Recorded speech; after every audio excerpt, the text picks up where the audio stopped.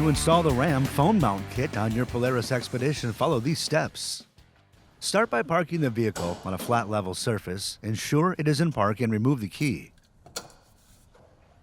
To remove the center dash panel, start by opening the tip-out windshield, if equipped, and removing and keeping the 3 screws and washers from the windshield base and set aside.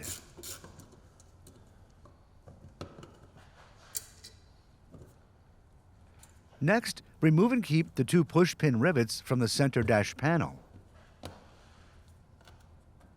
Then, remove and keep the panel by lifting the front edge and moving backward.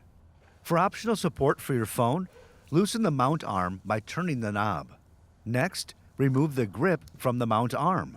Then, install the Tether X grip over the X grip ball. Now, install the X grip onto the mount arm and tighten the mount arm knob. To prepare the panel, find the 8 screw bosses under the center dash panel and drill into each of the bosses. Then turn the panel over and install the phone mount onto the panel with 8 screws and 8 washers.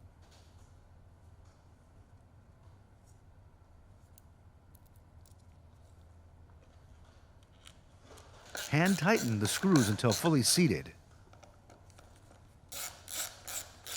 Next, make sure the arm mount knob is tightened and install the phone mount assembly onto the phone mount through the middle hole and move the phone mount assembly to the desired location.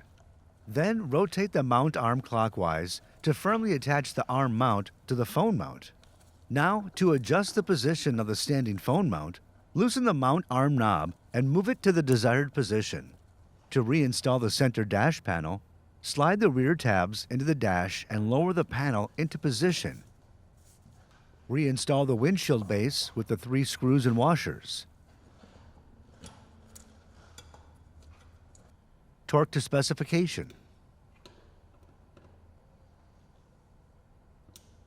And install 2 push-pin rivets.